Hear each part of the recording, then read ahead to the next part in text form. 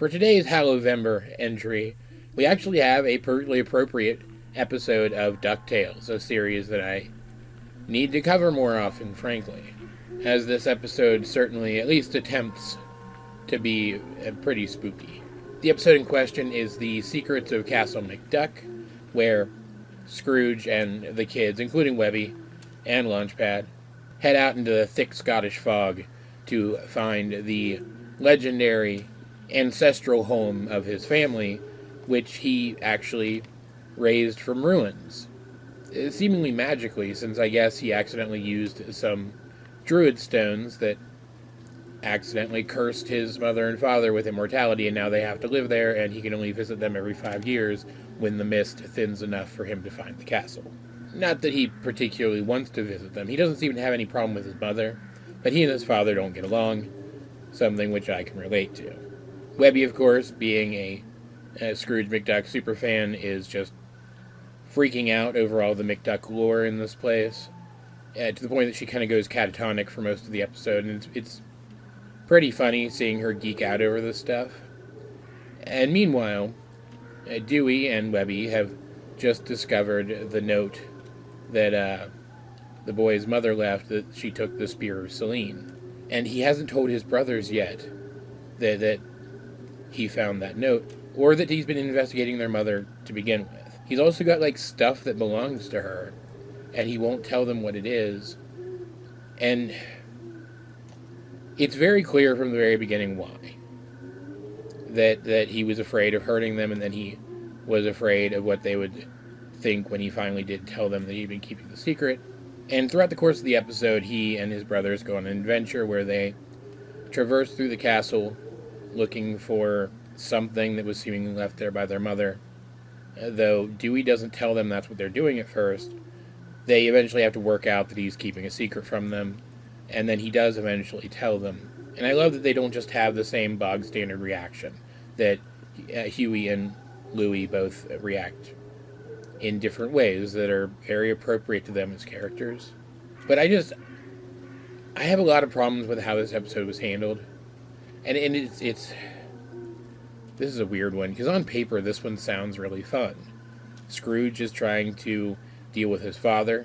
He wants to prove himself, but not in the usual I'm gonna do my best to prove myself to you, Dad kind of way. It's the I'm better at family than you are, so admit that I'm better than you kind of way, which again I can relate.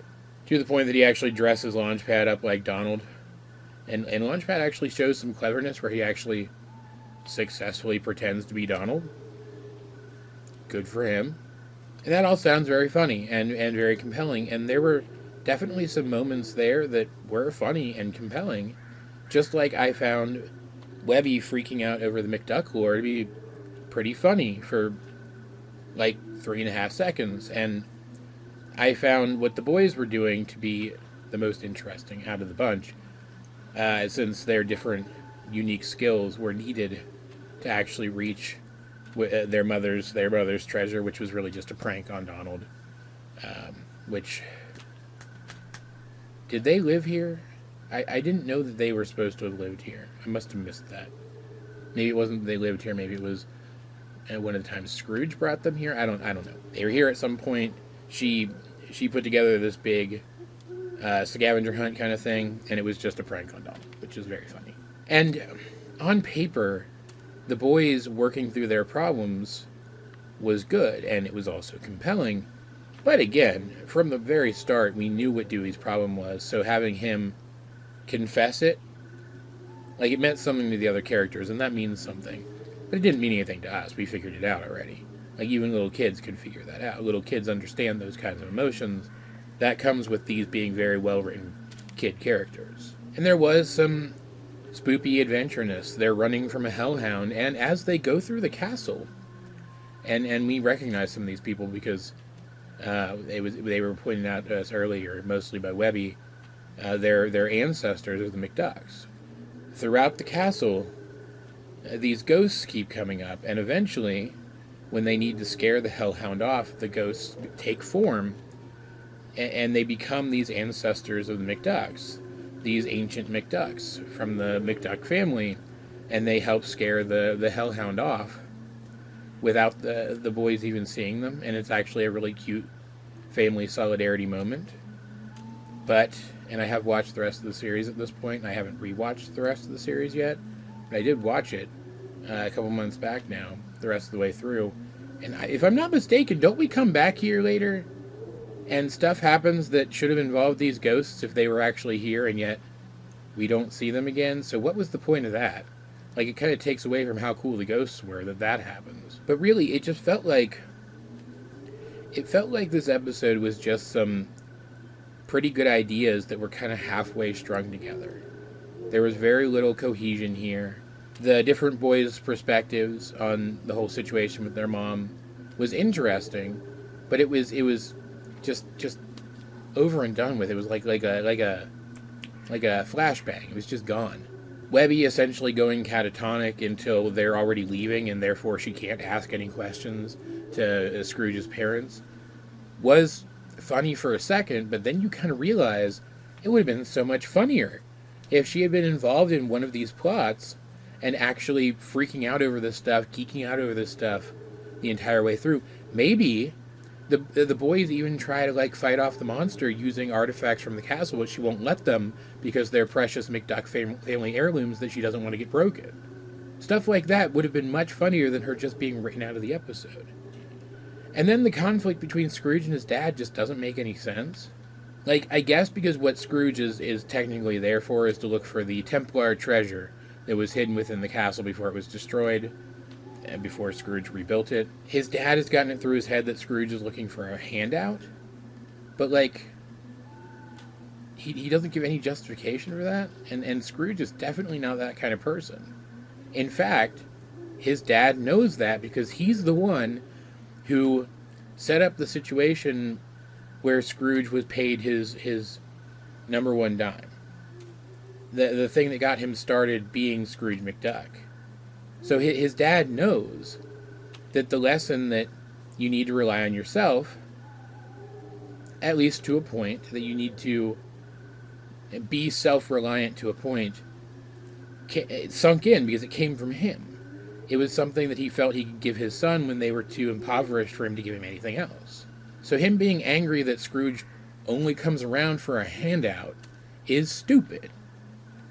It barely makes sense in the context of this episode at the start, before he knew anything about their history. And it certainly doesn't make sense after his dad reveals that to Scrooge and they have their big emotional moment. I just don't like it. I feel like this dynamic could have been so much better. And I feel like the way to do that was to have the group head out together into the castle. Leave Launchpad back with Scrooge's mom so that they can have him being fake Donald or them interacting or whatever thing, however they wanted to do it in this revised version of the episode, but have the rest of the group head out into the castle. And maybe Scrooge doesn't want Dad to come with him, but he does anyway and nags him or something, nags him as they go. And Scrooge, he's got some new idea where the treasure could be, so he's pushing buttons in the walls and shit. And he gets them cut off from the rest of the castle somehow. And then conveniently, the boys also get cut off from Scrooge and his dad and Webby. So Webby is now involved in one plot as Scrooge and his dad keep bickering as they are maneuvering through the castle and overcoming obstacles. And then the boys have mostly the same storyline that they had in this episode, while Webby tries to make peace between these people because these are her heroes. This is the family of her hero. Keeping her active in this, and maybe she even has to take point and maneuver them through the castle because Scrooge is so distracted by his dad. And then you have more time for them to go back and forth and be contradictory. So it becomes more obvious that their conflict with each other doesn't make sense. Maybe even have Webby point that out. That they seem to be angry about nothing. They're just angry. And then they have a similar emotional moment in a similar context to what they did in the episode. But then also, somehow, the conclusions of both plot lines come together, and the ghosts have to save everybody. And Webby's the only one who sees them, but nobody else believes her, because she's so obsessed with the family. Wouldn't that have been so much more fun? Maybe I'm in the minority here. I don't know what people tend to think of this episode. But I just think it could have been so much better if they had just strung things together a little more tightly. I didn't hate it. There were moments in here that I liked. But, and this episode, I feel it just could have done basically everything, including most of those moments, if not way better, then at least a little better. And it could have been spookier, too. I know I'm trying to turn this into a Halloween episode, but it could have been spookier, too. It could have been tenser. I don't know. They've got this spooky castle location, and like most of the scenes are composed just like every other scene in the show. I feel like they could have done something else with that. I don't know. What do you guys think of this one? What does the fandom at large think of this episode? Let's get a discussion going in the comment section down below. And while you're down there, you might as well like the video and share it with anyone else who you think would enjoy my content. Subscribe if you haven't. Check out the rest of my DuckTales reviews in the end card of this video, which should be up about now. And also, while you're down there in the comment section, you might as well check out the description of the video, where I have links to my social medias, as well as to where you can purchase my first 3 novels, which are available for purchase. I really think you guys would like them. All that said, though, while I am disappointed in this episode, I definitely like this series overall, and I'm looking forward to getting back into talking about it. So, in the meantime, this has been AJ22, and I will talk to you guys later.